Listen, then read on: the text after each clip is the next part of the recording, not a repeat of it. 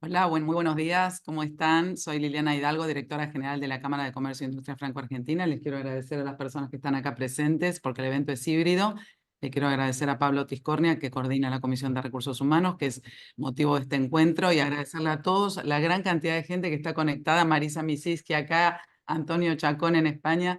Muchísimas gracias a todos por estar acá. Mi nombre es Liliana Hidalgo, soy directora general de la Cámara de Comercio e Industria Franco-Argentina.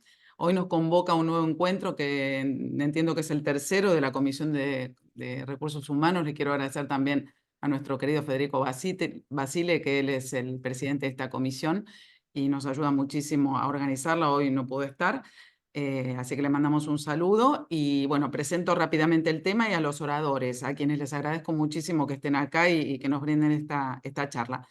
En este caso es una charla muy interesante, muy original, me parece a mí, personalidades altamente sensibles y la prevención de riesgos psicosociales, estrés, burnout y salud mental en el ámbito organizacional. Bueno, brevemente, reconociendo la importancia de promover un entorno laboral saludable y sostenible, exploraremos cómo mejorar la calidad de vida de nuestros colaboradores y fortalecer nuestras organizaciones. A lo largo de la sesión nos guiaremos a través de los siguientes puntos. ¿Qué es una persona PAS, personalidad altamente sensible? ¿Cómo identificarla y evaluar cómo puede impactar en el ámbito de higiene y seguridad industrial? La importancia de la salud mental en el ámbito de las organizaciones y cómo prevenir el estrés y el burnout. Entonces, les voy presentando a Antonio Chacón, que él es secretario general de PAS España. Ya brevemente su currículum. Él es secretario general de PAS España, es experto en riesgos psicosociales con 15 años de experiencia en servicios de prevención ajeno SPA, doctorado en el programa de Psicología de los Recursos Humanos, Universidad de Sevilla, profesor auxiliar del Máster de Prevención de Riesgos Laborales y del Máster en Sistemas Integrados, Universidad Internacional de La Rioja, UNIR, fundador de la Asociación de Psicólogos y Profesionales de Alta Sensibilidad, que es así como se llama la organización en donde él trabaja, que es PAS España, profesionales, psicólogos y profesionales de la alta sensibilidad, dedicada a la salud mental en las organizaciones, premiado con la Cruz de Honor de la Seguridad y Salud en el Trabajo, con el Premio Prever del Consejo General de Relaciones Industriales y Ciencias del Trabajo y con la Palma de Oro con reconocimiento de la Nación Francesa al civismo y dedicación de la Asociación Nacional de Titulares de Reconocimiento de la Nación. Brevemente, el currículum de Marisa Misiskia, a quien le agradezco muchísimo estar acá. Además, es una fiel socia nuestra y siempre nos trae alguna temática muy interesante, innovadora. Ella es CEO y founder de Marisa Misiskia, Gestionamos Talentos y de Compasivamente, espacio dedicado al bienestar y a la salud mental. Ella es profesional de la psicología con sólida formación en neurociencias, especialista en mindfulness y psiconeuroinmunología, inmunoendocrinología del estrés, profesora certificada del programa de Mindfulness Self-Compassion y es certificada internacionalmente en CFT, terapia centrada en la compasión. Delegada en Argentina de PAS España, sólida experiencia en empresas multinacionales, tanto a nivel nacional como en Latam, Brasil, Chile, Perú, México y Colombia, liderando actividades para hispanoparlantes y en el idioma portugués, coordina programas de bienestar para empresas e instituciones. Bueno, sí, es un poco largo, pero de paso les dejamos llegar a los que están un poquito demorados. Muchísimas gracias, Marisa, muchísimas gracias, Antonio. Le doy la palabra entonces, Antonio, o empieza Marisa, ¿cómo hacemos? Empieza Antonio Muy y bien. gracias a la Cámara por la invitación y por tenernos hoy aquí presentes en conjunto con Antonio. Muchísimas gracias. Les agradezco a todos. Las preguntas se hacen por el chat, si es posible, y si no, de viva voz al final. Antonio, te paso la palabra, te dejo con el auditorio. Muchísimas gracias por estar acá. Pues muchísimas gracias por la invitación. La verdad es que estoy encantadísimo, me siento como en casa. La verdad es que tengo, aunque nuestra asociación, pues la Asociación de Profesionales y Psicólogos de Alta Sensibilidad de España, tenemos el apellido de España, pero tenemos una vocación universal y queremos daros las gracias tanto a la dirección de la Cámara de Comercio e Industria Franco-Argentina como a la Comisión de Recursos Humanos que lleva trabajando con nosotros un tiempo para este evento. Muchísimas gracias por todo. pues tenemos mucha vinculación tanto con nuestro país hermano, con Argentina, que nos une ese idioma tan maravilloso, como con Francia, que la tenemos aquí al lado. Nosotros en España la tenemos muy, muy cerquita y ahora os diré lo que estamos trabajando. Así que me parece fantástica esta reunión y sobre todo la idea que tuvo Marisa, que es nuestra delegada allí en Argentina de la Asociación de los Profesionales y Psicólogos de Alta Sensibilidad, a la que quiero agradecer enormemente esta invitación también. Bueno, pues eso, yo me llamo Antonio Chacón, soy eh, investigador, soy asistente honorario del Vicerrectorado de Investigación de la Universidad de Sevilla.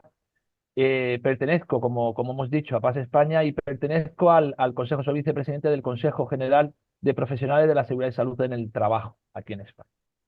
Voy a compartir, vamos a ponerlo en modo presentación y os cuento un poco. Bueno, pues la vinculación con Francia es fantástica. ¿Por qué? Porque desde la universidad estamos colaborando con unos laboratorios, con el Laboratorio de Calidad de Vida y Salud Psicológica, el QualipSci, que está alojado en el Departamento de Psicología de la UFR de Artes y Ciencias Humanas, de la Universidad de Tours. También es miembro de la Casa de las Ciencias, del Valle del Loira, etc. Entonces estamos, a través de nuestros estudios de doctorado, estamos muy vinculados a ellos y estamos continuamente viajando y compartiendo experiencias con Francia y sobre todo con la universidad. Bueno, y también quiero deciros que nos premiaron a raíz de esta labor, de esta colaboración, nos premiaron con la Palma de Oro, con reconocimiento de la nación francesa al civismo y a la dedicación de la Asociación Nacional de Titulares ATN-TRN. ¿De acuerdo? Esto ha sido muy reciente, también estamos muy orgullosos y muy contentos. Y por último, antes de empezar la charla, quería comentaros que nuestra vocación, pues ya no miramos hacia un único país, sino como vosotros hacéis, es decir, usamos y buscamos sinergias, y en este caso en Europa, pues tenemos la vista puesta en la Unión Europea. Estas fotos son de una reciente visita que hicimos, porque estamos en fase de transformación, nos vamos a convertir en la Fundación Española, y fuimos a dar una charla de salud mental, de mujer y de riesgos psicosociales a Estrasburgo, al Parlamento Europeo. Bueno, y en estos 22 minutos que me quedan ya, quería plantearos unas pinceladas de 3 objetivos que tenemos. Hablar un poco de situar un poco los factores psicosociales, que son, cómo los tratamos desde aquí, la visión que tenemos. Hablar un poco de la sensibilidad, que es tan importante. Y después, cómo uniendo factores psicosociales y sensibilidad, vamos a ver si somos capaces de obtener en las empresas, en las organizaciones, una productividad más sostenible. Veréis, os pongo un poco en antecedentes. Nosotros en España tenemos una ley de prevención que ya tiene su tiempo y su recorrido, y esta ley la desarrolló un reglamento de servicios de prevención. Este reglamento lo que hizo fue dividir las especialidades en prevención en 4 áreas. Seguridad del trabajo, que la seguridad del trabajo es algo lo más visible que tenemos en prevención de riesgos laborales, no en salud. Tenemos, pues, cómo utilizar las herramientas, las máquinas, cómo manejar el tema de instalaciones, la protección contra incendios. Es algo muy visual. Tenemos la higiene industrial, que tratamos de medir, pues, la cantidad de agentes biológicos que pueda haber en un sitio, los agentes químicos, etcétera. También es algo palpable, medible. Después tenemos la medicina del trabajo, que nos ayuda con la vigilancia de la salud de los trabajadores de nuestras organizaciones. Y hay una cuarta que quizá es la menos visible de toda, que es la psicosociología aplicada. ¿Qué es esto? Es tratar de adecuar el puesto de trabajo, el entorno físico y el mental al trabajador. ¿Para qué? Para conseguir un confort, un bienestar. Y esta es la menos visible de todas las especialidades en prevención. Fijaos, yo puedo empezar con una pregunta. Un accidente de trabajo es visible. Nosotros, si vemos a un compañero en el suelo, o pasamos por la calle y vemos a un trabajador tirado en el suelo con su mono, su casco, tal, evidentemente nosotros pensamos en un accidente de trabajo. Si estamos viendo que alguien va a pisar una puntilla con un zapato, vemos en una obra y tal, y no tiene los zapatos de seguridad adecuados, no tiene los EPIs, los equipos de protección individual adecuados, decimos, cuidado, puede haber un accidente. Eso es algo muy visible. Pero pregunto, ¿el agotamiento psicosocial es visible o no es visible.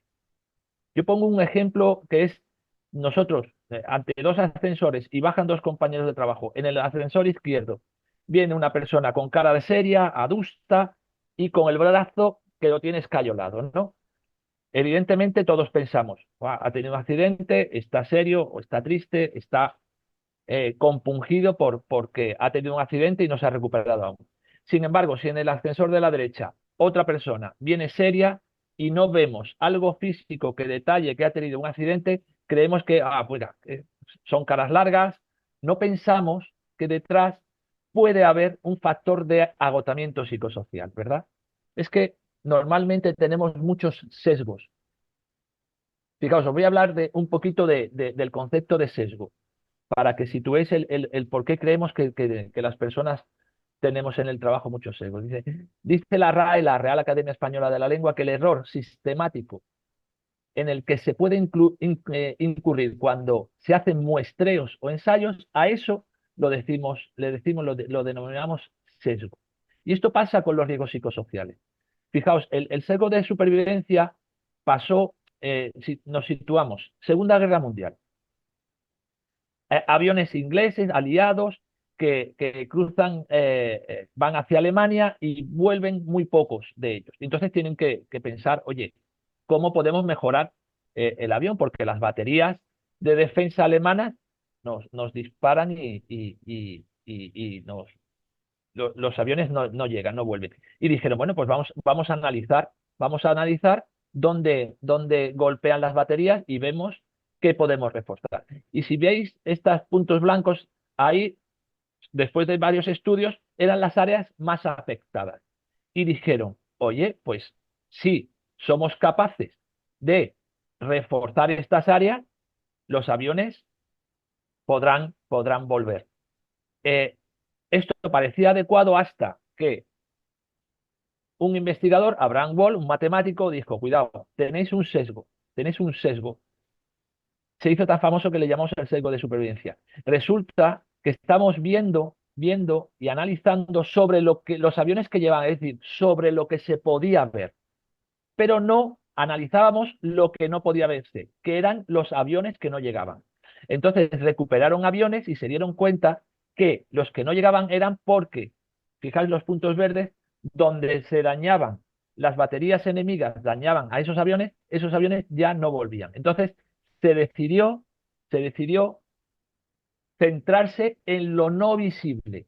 El sesgo de supervivencia se trataba de intentar ver lo no visible. Y eso es para que tomemos conciencia de la importancia de lo no visible. Fijaos, hoy que estamos en la Cámara de Comercio e Industria franco-argentina y que Francia tiene mucha influencia, por supuesto en Europa y por supuesto en la historia universal, quería hablaros del Principito.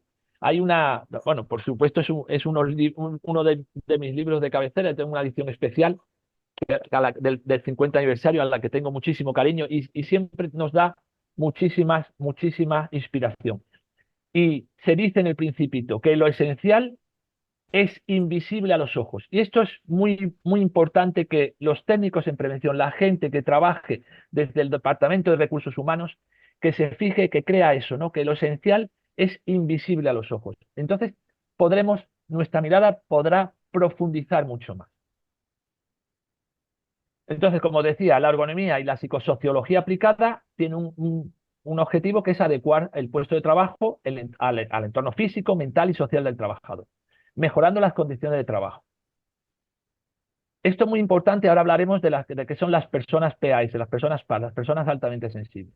Bueno, pues tienen unas necesidades de temperatura, de luz, de descanso, que ahora veremos por qué es tan importante esta área. ¿Y qué son los factores psicosociales? Fijaos, todavía no estoy hablando de riesgos, estoy hablando de factores. Son interacciones entre el trabajo, su medio ambiente, la satisfacción en el trabajo, todo eso, bueno, y las condiciones de trabajo, todo eso por un lado, y por otro, las capacidades del trabajador, las necesidades del trabajador, la cultura del trabajador, la situación personal del trabajador. Fijaos, estamos hablando que tienen el mismo peso todo lo que estamos normalizando y todo lo que vemos en la empresa, como es el trabajo, cómo se organiza, si están satisfechos en el trabajo, y todo lo que normalmente no se ve, que son qué capacidades tiene el trabajador, qué necesidades tiene fuera y dentro de la empresa, qué cultura trae a nuestra organización, cuál es la situación personal determinada. Todo eso muchas veces no se tiene en cuenta. Y claro, esto son percepciones y son experiencias y influyen directamente en la salud. Y cuando hablo de salud, hablo de un compacto que es salud mental y salud física. Y, claro, afectar en la salud, en el rendimiento y en la satisfacción personal. Aquí podemos ver un pequeño cuadro de la Organización Internacional del Trabajo donde se derivan todas las interacciones que afectan a la salud psicológica y fisiológica. No voy a entrar mucho porque Marisa va a hablar de temas de estrés, va a posicionar algunas cosas, pero simplemente para categorizar un poco, que sepáis que en la organización del trabajo, pues los factores psicosociales que están asociados pueden ser la nocturnidad, la turnicidad, trabajar por turnos. En cuanto a las tareas, pues que haya un conflicto de rol, que haya más o menos monotonía en esa tarea o mayor o menor carga mental. Y en cuanto a la estructura, bueno, pues los estilos de dirección son importantes, ¿no? Y aquí que habláis tanto de liderazgo en esta cámara y que Marisa es tan experta, nos lo confirmarán luego los estilos de liderazgo, la importancia que tienen para hacer avanzar una organización. Claro, las consecuencias y los efectos de no cuidar estos riesgos psicosociales hace que se puedan convertir en problemas para la salud, por ejemplo, trastornos psicosomáticos, o actitudes ante la empresa, por ejemplo, conductas contraproducentes o de insatisfacción laboral, o incluso en los tiempos de trabajo que haya algún tipo de presentismo, que es ir al trabajo y no hacer nada, es decir, a calentar la silla, como decimos aquí en España, ¿no? Y claro, todo esto son costes para la empresa, porque tenemos que tener claro que la empresa tiene un problema si no tenemos un control sobre los riesgos psicosociales, la empresa va a tener un problema en rendimiento, en productividad, en mayor accidentabilidad, en pérdida de materiales, etcétera, etcétera. Y todo eso son costes económicos. Entonces, ¿qué es lo que pasa? Que los factores de riesgo, los factores psicosociales se convierten en factores de riesgo si no se les pone atención y estos factores de riesgo terminan siendo riesgos psicosociales.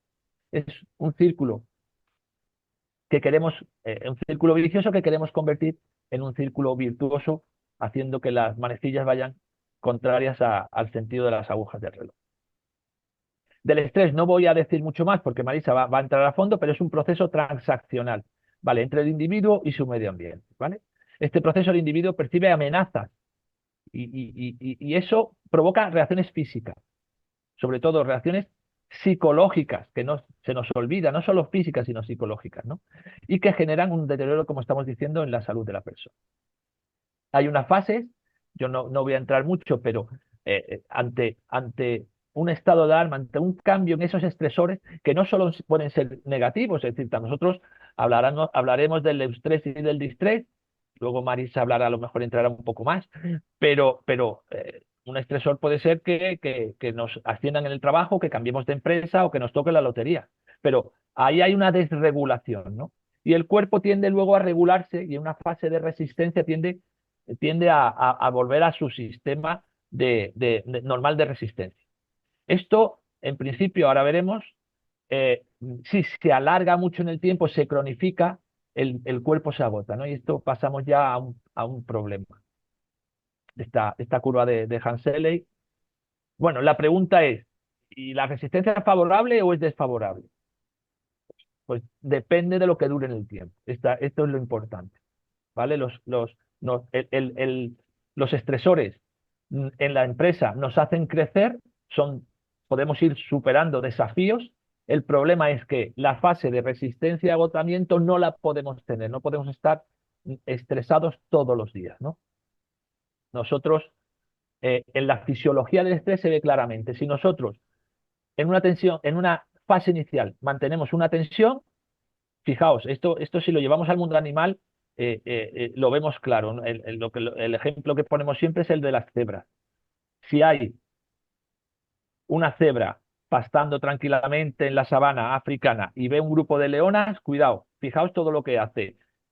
Tensión, fase inicial y el cerebro empieza a trabajar, dice, oye, yo tengo que correr, aumenta el ritmo cardíaco, ¿para qué? Para dar más oxígeno a los músculos, a los pulmones, empezamos a segregar ácido, vale, pero eso se puede mantener el tiempo hasta que las leonas cazan y la cebra puede estar, sabiendo ya que el grupo de leonas ha cazado, ya se queda sin estrés, lo deja, vuelve a su situación normal. Nosotros los seres humanos yo creo que no lo hacemos tan bien. Nosotros nos quedamos con esa tensión mantenida. Nosotros diríamos, oye, ¿y si las leonas tienen hambre? ¿Y si no se han quedado todavía saciadas del todo? Oye, me voy a echar más para allá, no vaya a ser que a una se dé la vuelta y no sé qué. Eso, ese estrés mantenido, pues lo que en un principio, en esa fase de tensión puede ser algo bueno, lo convertimos en problemas de dolores de cabeza, de ansiedad, dolores musculares, indigestión, colitis, etcétera, etcétera. Entonces tenemos que saber cortar esa fase mantenida. Los estresores los hay de muchos tipos. En la empresa he puesto aquí unos pocos de iluminación. Los físicos son iluminación, ruido, temperatura, pero también el contenido de la tarea. La carga mental es un estresor muy importante. O los relativos a la organización. El conflicto y antigüedad de rol, la jornada de trabajo, etcétera, etcétera. Las consecuencias, bueno, pues ya entrará Marisa en hablaros un poco de las consecuencias, pero son físicas y mentales. ¿Sí? Y después, también muy rápidamente, el síndrome de estar quemado es cuando nosotros llegamos, mantenemos, cronificamos esa tensión y llegamos a una sensación de fracaso y a una experiencia ya agotadora por esa sobrecarga que nos supera, ¿no? La historia de cómo se ha llegado a este síndrome de Herbert Freudenberger es muy rica. Os animo a que un día la leáis, no tenemos mucho tiempo, pero fue estupenda. Nosotros, desde la Universidad de Sevilla, lanzamos al inicio del COVID, bueno, pues estábamos en una situación muy complicada y lanzamos un artículo que está publicado en una revista científica de alto impacto. Hablamos sobre el burnout, este agotamiento en profesionales que más se estaban siendo afectados por la pandemia, que eran los educadores por un lado y los sanitarios por otro. También os invito, es una revista de acceso libre y si no me lo decís y os paso el artículo. Entonces, hay unas diferencias muy claras. Yo creo que Marisa, no me voy a entretener mucho porque ya os digo, Marisa entrará, pero el estrés es una adaptación temporal, el burnout ya es una ruptura con ese proceso. El estrés puede ser positivo o negativo, pero el burnout siempre es negativo. Acordaos, el tiempo es muy importante, el estrés no puede ser un tiempo muy prolongado. El burnout sí, es tiempo prolongado. Y en estrés no hay el desgaste es más físico y menos psíquico. El burnout es al revés, es un desgaste mucho más psíquico. Bueno, pues esto en cuanto a factores psicosociales. Ahora os voy a hablar un poco de alta sensibilidad. Fijaos, aquí unas palabras de Elaine Aron, que es la investigadora americana que descubrió este rasgo de personalidad, ¿no? Que dice que por su capacidad para captar matices y sutilezas que a otras personas les pasan inadvertidas, las personas altamente sensibles, que las denominamos PAS, aportan a su trabajo relaciones de visión y de humanidad. Son dos características muy importantes. Dice, normalmente son personas conscientes, creativas y minuciosas. Lo que pasa es que estamos imbuidos en una cultura muy agresiva, que nosotros premiamos a los valores de la dureza, de la extraversión, reprimimos nuestras emociones. Entonces se siente muchas veces ciudadano de segunda clase. Dice, a veces se involucran tanto y captan con tanta intensidad el sentido de lo que sucede alrededor que necesitan desconectar de su entorno en mayor medida que el resto de personas. Bueno, pues esto puede ser más o menos lo que podríamos decir que es una persona altamente sensible. Partimos de un marco general, un metamarco de sensibilidad ambiental y es una teoría conjunto con otras, ¿no? Pero nosotros nos centramos en la Sensory Processing Sensitivity, que es la teoría de la persona altamente sensible. Como os decía, Elaine Aron y su marido Arthur Aron fueron los que iniciaron estos estudios en el 97 y el concepto de paz dice es un rasgo de temperamento caracterizado por la sensibilidad tanto a estímulos internos como externos. Entonces son personas que son más conscientes a los cambios sutiles, tienen una mayor profundidad de procesamiento de la información y esto es una característica innata. Yo quería deciros también, ahí va.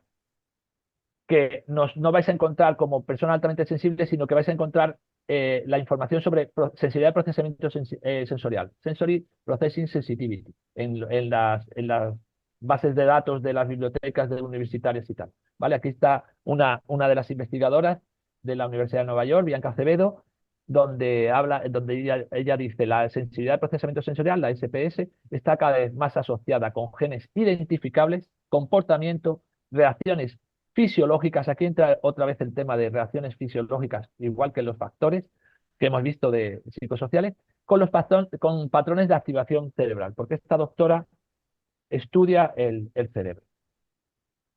Entonces, vamos a hablar un momentito de lo que es el genotipo y el fenotipo para hacer una distinción y que se entienda claro esto, porque es un rasgo de personalidad, porque se trae de fábrica. Dice, el genotipo es un conjunto de la información genética almacenada en el ADN de un organismo. Esta información contenida en el genotipo se encuentran todas las características que constituyen al individuo. Sin embargo, el fenotipo es la característica o rasgo que se observa en un organismo. Entonces, mi pregunta es, oye, pues, ¿por qué estas almejas que tenéis aquí tienen el mismo ADN?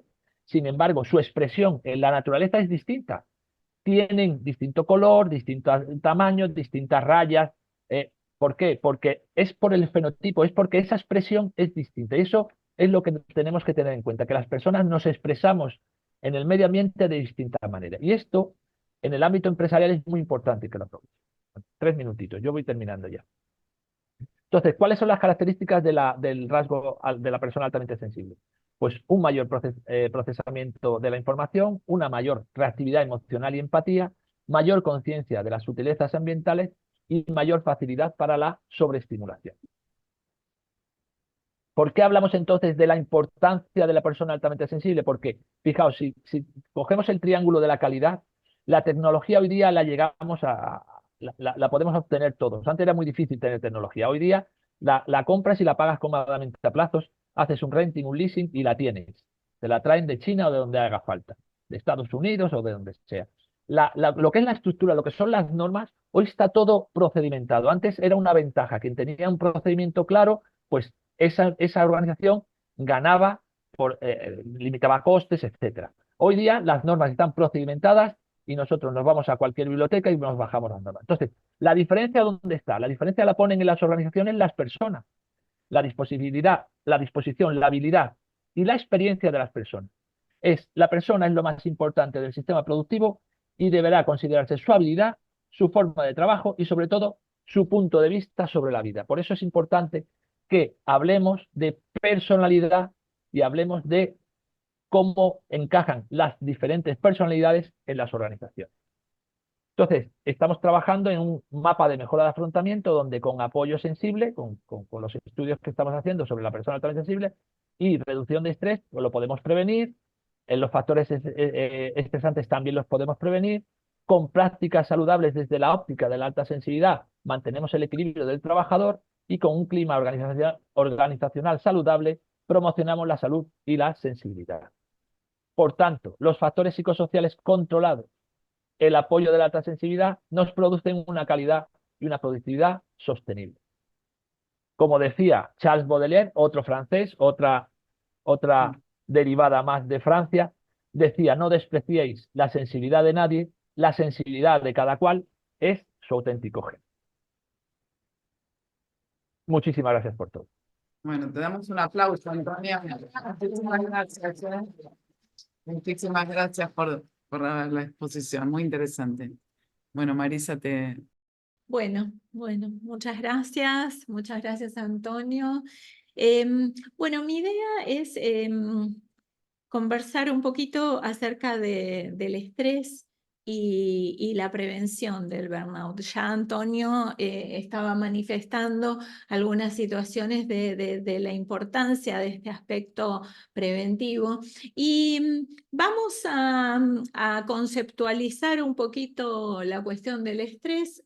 Voy a pasar a la siguiente diapo. Bueno, para Lazarus y Folkman, que es un autor que a mí me interesa mucho, plantea que el estrés sobreviene cuando los recursos disponibles están por debajo de lo que podemos hacer, tanto en el plano físico, social o emocional. Es decir, que está por encima de las capacidades o posibilidades. Y como decía recién Antonio, por ahí tenemos un componente que es saludable, digamos, en relación al estrés, que es este componente adaptativo que inclusive nos permite seguir vivos hasta hoy día, ¿no es cierto? Porque tenemos la capacidad de defendernos frente a posibles ataques, ¿no es cierto? Nuestro organismo se prepara. El problema, él antes mencionaba un ejemplo con relación a lo de las cebras, ¿no es cierto? ¿Y cuál es la diferencia con los humanos? Que los humanos también tenemos pensamiento y a veces ese componente como más dañino, tenemos un componente adaptativo, que es el que nos permite seguir adaptándonos, pero también tenemos ese componente dañino. Ese componente dañino a veces son hasta nuestros propios pensamientos, ¿sí? Y en este sentido, cuando nosotros vamos a diferenciar lo que es un agente agresor y lo que es el estrés. El agente agresor es un elemento que viene a interferir la homeostasis del organismo, ¿no? Cuando hablamos de homeostasis, tenemos que pensar en esta cosa de volver, de recomponernos, ¿no es cierto? Es como que transitamos un estresor, pero nos recomponemos. Y el estrés es esa respuesta al estímulo y esa necesidad de ir recuperando el ajuste adaptativo y retomar el equilibrio. Entonces, hablamos de esta cuestión relacionada con la homeostasis. La homeostasis tiene que ver, esto lo estudiamos en biología, con volver a recuperar ese equilibrio. Ahora, desde la psiconeuroinmunoendocrinología del estrés, que lo dije de un saque, y podemos agregar dos conceptos más, que uno es el de alostasis, que justamente nos plantea que es la capacidad de lograr estabilidad a través de producir cambios, siendo crítica la capacidad para la supervivencia. Pero ojo, con esta capacidad de todo el tiempo estar adaptándonos a cambios, es como si estuviéramos forzando esa adaptación, ¿sí? Es necesaria. Y ustedes vieron que estamos en un mundo donde yo recuerdo, no sé, en el 2000 me formé en metodologías ágiles y veíamos el tema de la inteligencia artificial, de machine learning, como, bueno, especialistas, y hoy en día todos utilizamos la inteligencia artificial, por ejemplo, ¿no es cierto? Y fíjense, pasaron 4 años nada más, ¿no es cierto? Entonces, vieron que estamos en un mundo en el que todo el tiempo nos está exigiendo adaptarnos, adaptarnos, adaptarnos, adaptarnos. Entonces, bueno, ¿qué pasa con esta sobreadaptación? Y me parece que en ese sentido el concepto de alostasis es muy interesante porque por ahí nos puede como advertir cuando podemos estar desregulándonos en relación al estrés, ¿sí? Y fíjense que el concepto de carga alostática ya es el costo o precio que paga el organismo por esa desviación acumulada en el tiempo. Acá es cuando ya hay un estrés crónico o por ahí una posibilidad de burnout que, como decía Antonio, ya genera un montón de impacto en lo que va a ser nuestro trabajo, ¿no es cierto? Y también, ya lo vamos a ver más adelante, que el burnout siempre está asociado a situaciones laborales, ¿sí? Así que bueno, vamos a seguir. Y yo haría esta pregunta como para que después la retomáramos en el espacio de preguntas y respuestas y diría, levante la mano quien no está estresado. En Argentina, además, vivimos un montón de situaciones que tienen que ver con lo económico, con cambios que se están gestando, ¿no es cierto? Entonces, bueno, una economía compleja, ¿no? Entonces, es como que a las cuestiones externas, por ahí, ¿qué pasa si a veces le sumamos nuestros pensamientos, ¿no? Es como que se puede hacer una gran bola.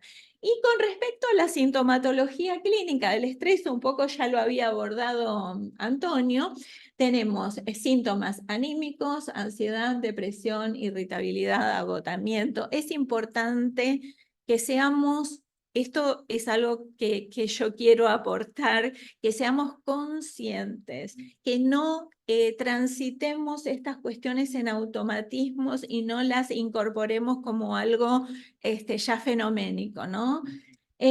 Conductuales, por ahí aislamiento, insomnio, trastornos de la alimentación, abuso de sustancias. Cuando hablamos de trastornos de la alimentación, no solo nos estamos refiriendo por ahí a comer en exceso, a veces es pasar de largo y no comer porque estoy a 1000 o porque como mientras estoy conectado, o porque como en un segundo cuando tuve un minuto para tener un mini descanso. Entonces, qué importante es estar atentos a estos factores conductuales. En relación a lo cognitivo, la memoria, falta de memoria, concentración, fatiga cognitiva, que se produce también mucho por el uso de pantallas, ya vamos a hablar del uso de pantallas. Y en relación a lo físico, podemos ir desde una tensión muscular, que casi todos sentimos en los hombros, a veces en la mandíbula, a veces en el entrecejo, ¿no es cierto? Estar atentos, porque, bueno, eso es algo como de un grado menor, pero podemos ir a un trastorno cardiovascular, que ya es un fenómeno mayor, y podemos ir a cuestiones endocrinas. Está comprobado que, por ejemplo, el hipotiroidismo, el hipertiroidismo muchas veces deviene como consecuencias de algún suceso estresante de alta potencia. Y trastornos digestivos, ustedes vieron hoy en día que se está estudiando todo el tema de la microbiota y todos los problemas digestivos, como se dice que las células del aparato digestivo son muy parecidas a las neuronas, por eso hay tanta incidencia de los problemas digestivos en este momento relacionados con el estrés.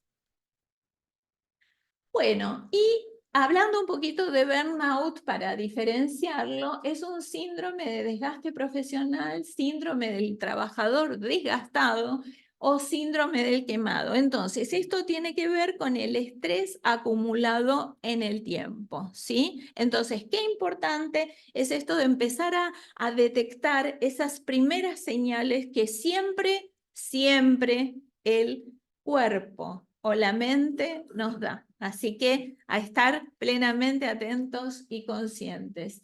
Y la Organización Mundial de la Salud lo considera como un síndrome producto del estrés crónico laboral, por lo cual se debe hacer referencia a él dentro de un contexto de trabajo, ¿sí?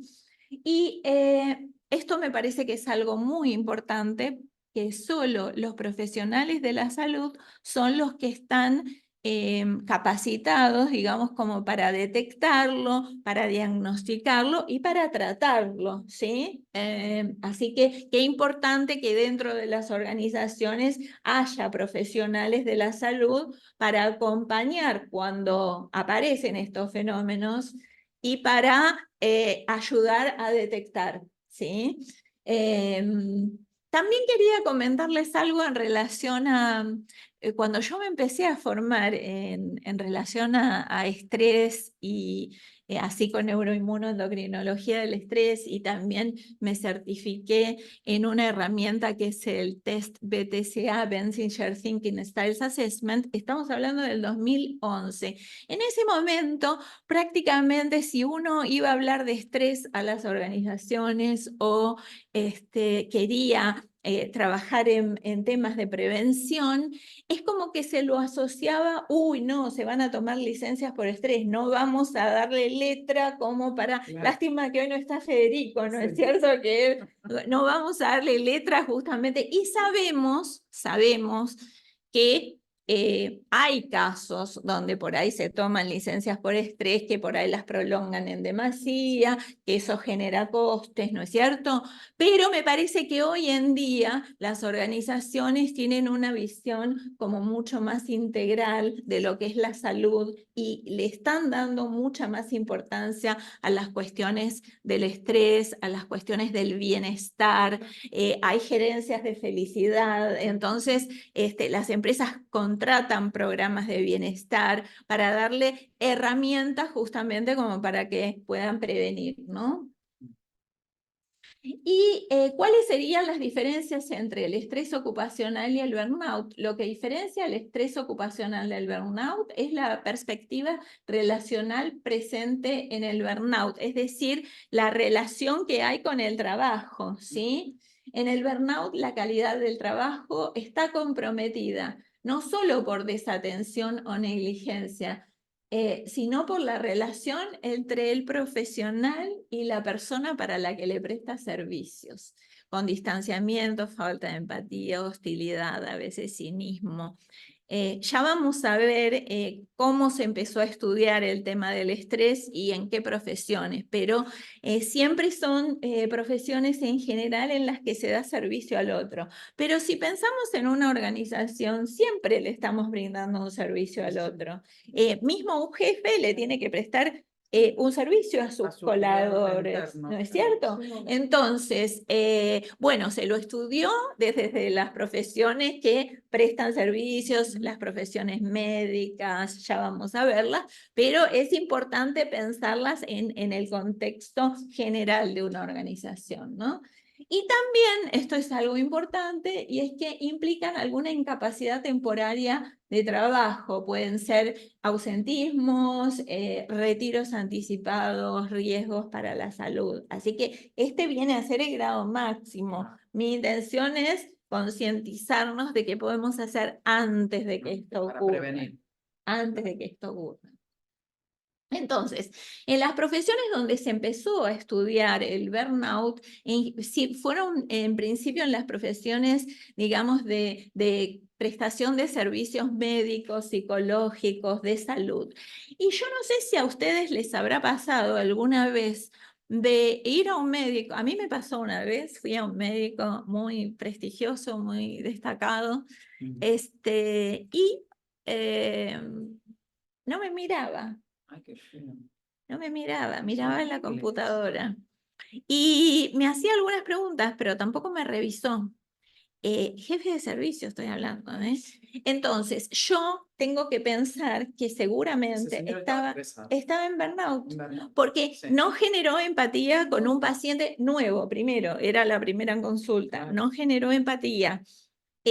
Yo me sentí absolutamente desatendida, no atendida.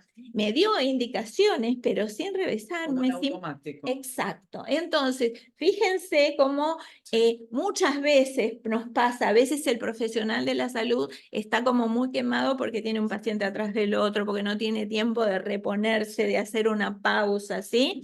Entonces, bueno, esto le pasa, imagínense en una internación, una enfermera, un enfermero, ¿sí? Que tiene que correr, que de pronto alguien entra en una urgencia, ¿no es cierto? Los psicólogos también, ¿no? Que a veces atienden a un paciente atrás del otro, atrás del otro, atrás del otro. Entonces, bueno, allí es donde primero se empezaron a identificar las cuestiones relacionadas con el burnout. También en los trabajadores públicos, trabajadores sociales como bomberos, policías. Yo tuve la dicha de tener una colega con la que hemos trabajado juntas en Brasil, la doctora Ana María Benavides Pereira, que trabajó justamente haciendo investigación en burnout sobre bomberos. Imagínense que todo el tiempo se exponen a riesgo, con lo cual se activa en estas situaciones de riesgo, se activa el eje hipotálamo pituitario adrenal, el eje HPA lo llamamos nosotros, y segregamos cortisol, que es la hormona del estrés, ¿no? Entonces imagínense ellos que están permanentemente expuestos y que a veces no tienen ese intervalo para llegar a la homeostasis y retomar el equilibrio, ¿no?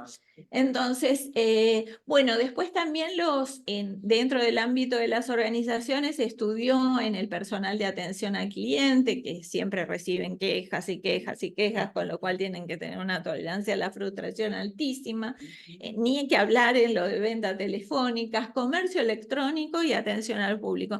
En comercio electrónico me quiero detener porque a veces, bueno, las campañas hacen que, bueno, por ahí tengan que monitorearlas, por ahí en fuera de horarios, a ver cómo van corriendo. Y yo la verdad que veo que la gente que trabaja en comercio electrónico, en marketing digital y demás, también están muy expuestos en este momento donde todo pasa por allí, ¿no?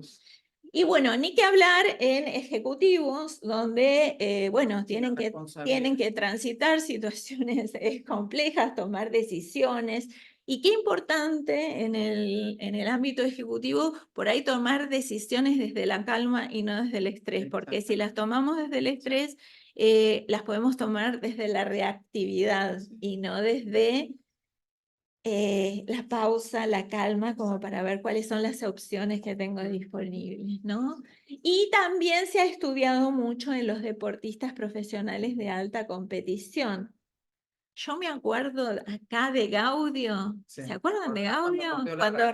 Y decía, sí, Nos sí. trajeron a un socio de la cámara, nos Y, trajo y la dec- tarjeta, y- se la regaló y después decía, qué mal que la estoy pasando, Sí, ¿se y lo acuerdan? decía verbalmente, Lo sí, decía sí, lo expresaba. verbalmente. Capaz que le hacía bien incluso largarlo. Vos que sos psicólogo, Probablemente, pero fíjense mal. Sí, el estrés que tenía el ese terrible, chico, ¿no sí, es cierto? impresionante.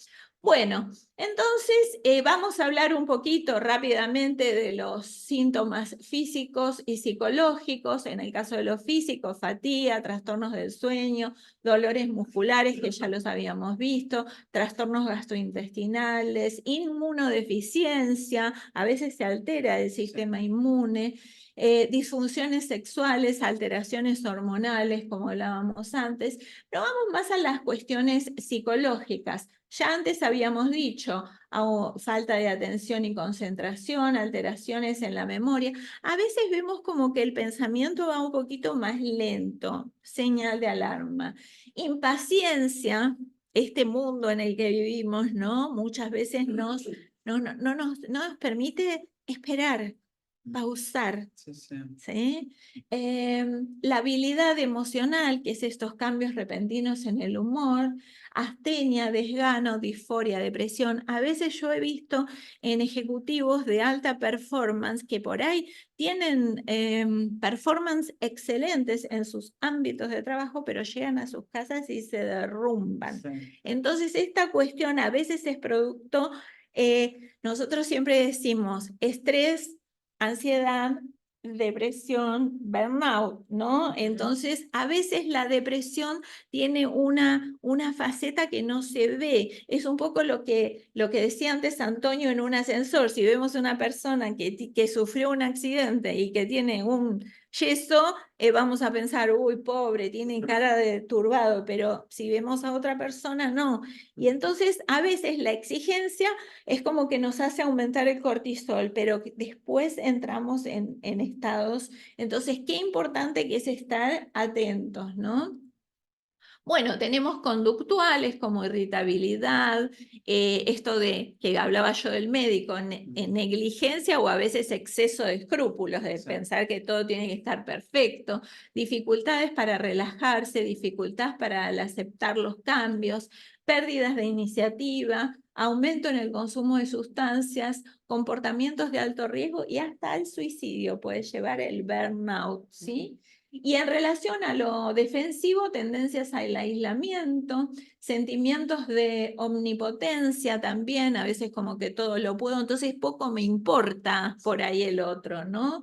Pérdida de interés por el trabajo o incluso por los placeres de la vida cotidiana, ausentismo y un rasgo que también es muy marcado es el de la ironía y el cinismo, porque ya es como que están en un estado que ya no me importa nada. Entonces estoy Bueno, ¿y qué podemos hacer en materia de prevención? ¿No es cierto? Por un lado, establecer límites claros entre la vida, entre el trabajo y la vida personal. Y acá les quiero contar un ejemplo increíble.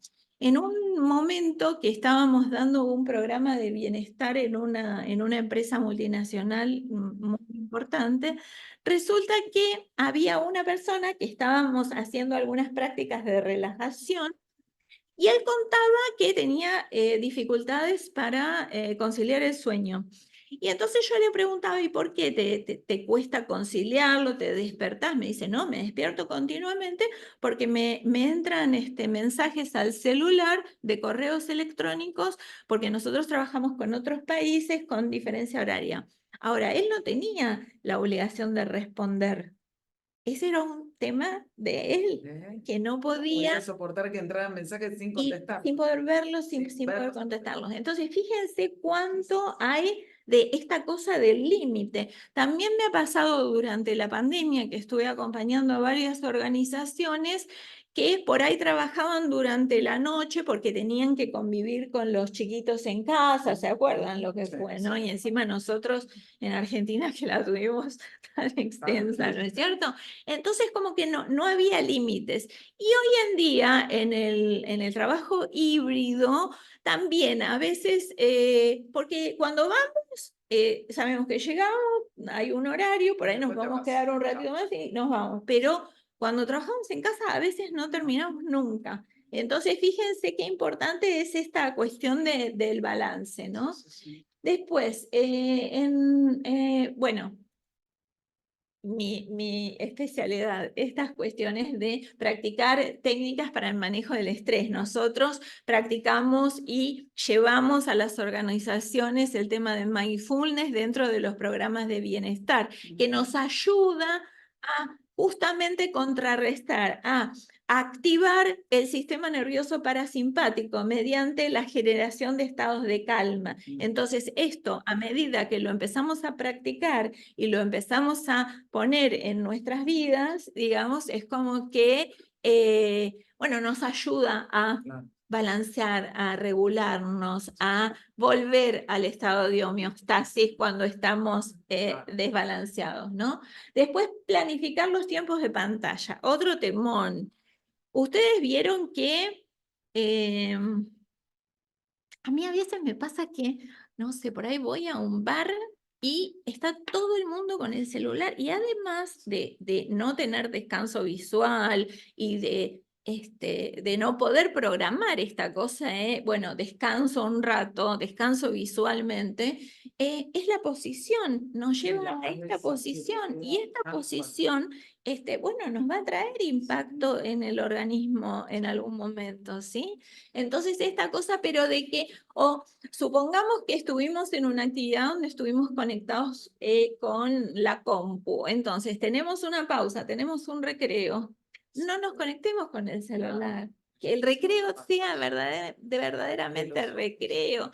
Ustedes, por ejemplo, acá, ¿no es cierto? En la cámara, que acá tenemos una vista preciosa, ¿no es cierto? Tenemos el río, acá lo estamos viendo. Entonces, a lo mejor una pausa, que sea una pausa consciente, conectar con el río. Hoy el día está nublado, pero podemos ver nubes de distintos tonos, poder hacer esas verdaderas pausas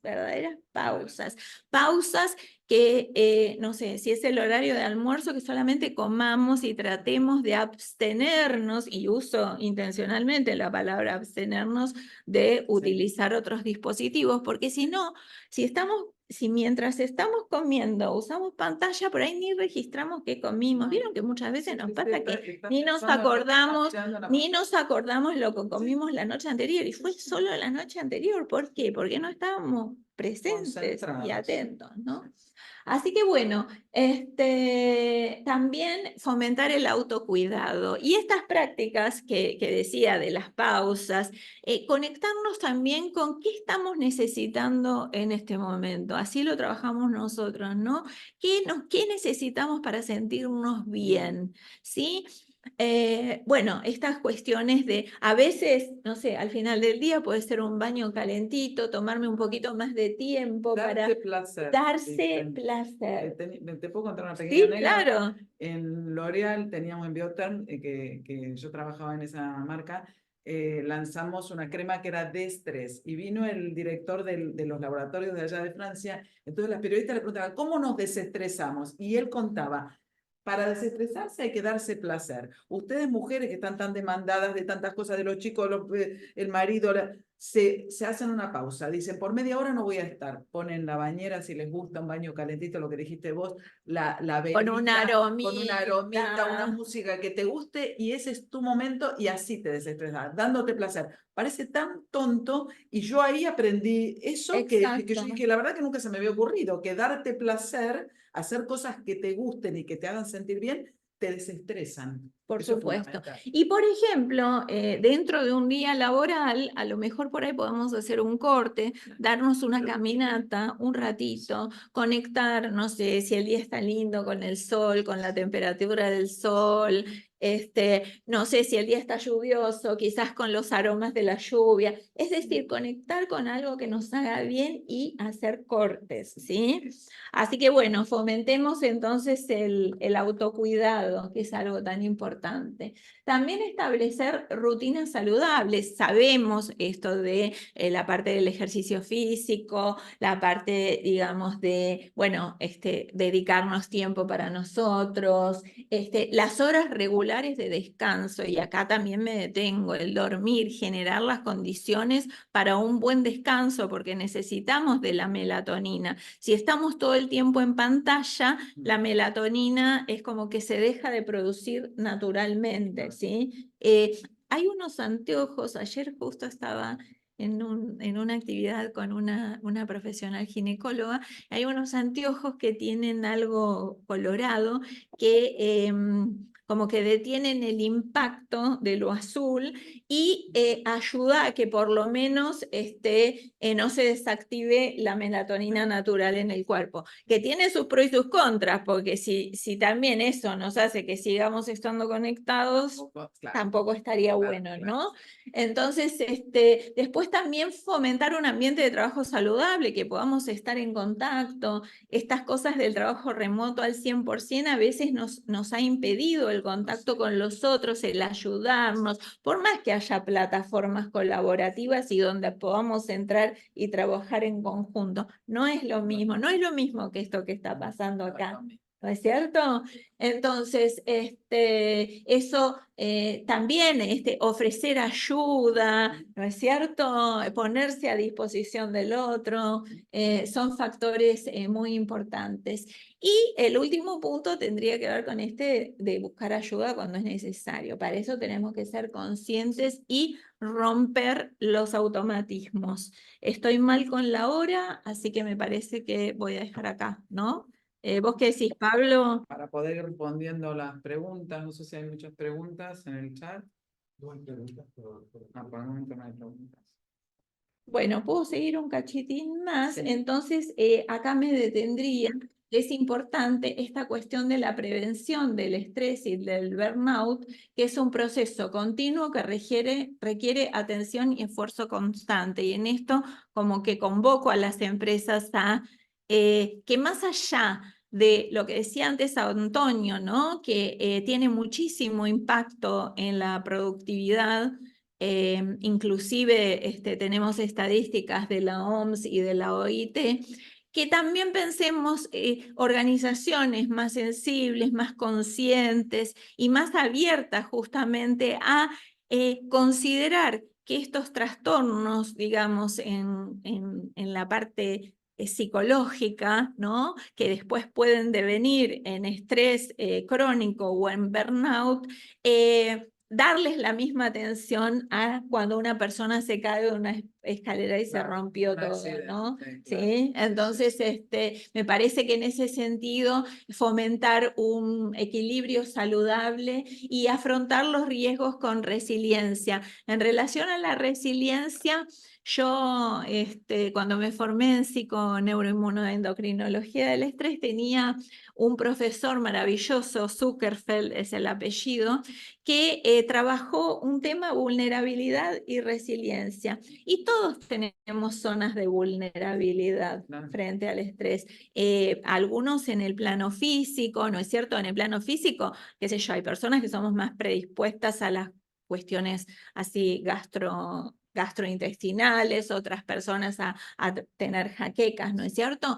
Pero él planteaba como que la sociedad generó ideales de eficienticismo e inmediatez y que a veces en pos de responder a esos ideales, nos vamos como creando armaduras y no nos conectamos con estas cosas donde sabemos que sí nos hacen daño a nosotros, ¿no? Sí. Entonces, bueno, terminaría con esto, que seamos conscientes también de nuestros aspectos vulnerables, que como humanos somos vulnerables, Claro. ¿sí? Y que seamos conscientes de ello para poder trabajarlo, para poder ser resilientes y que las organizaciones también puedan ser conscientes de estos aspectos.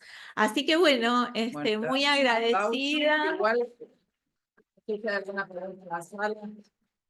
Marisa, la verdad que excelente, estamos un poquito pasados de tiempo, pero creo que fue cuando Antonio dijo algo de que la persona se aísla y se siente como agredida o puede haber una cierta, de parte del jefe hacia un subalterno, digo yo, ¿no? Puede haber alguna actitud que que al subalterno le haga pensar que está siendo medio discriminado o que lo trata mal. Eso se une un poco con el bullying, pero en el trabajo, que no me acuerdo ahora cómo le llaman. Moving, eso se une un poquito ahí, ¿no es cierto? Se une. Se une que Y, son que, esas y, que, y yo situaciones. pienso que qué importante es que los directivos, Sí. que los que conducen, transiten por conexión con el bienestar, porque si ellos están desregulados, no van a tener posibilidades de que sus colaboradores, Claro. muchas veces las cuestiones del estrés también pueden ser por malos tratos Sí. o por destratos o por Sí. falta de inclusión, ¿no es cierto? Sí, sí, sí. Y a veces eso Indiferencia, a veces solamente. indiferencia. Que no me mire, no me habla,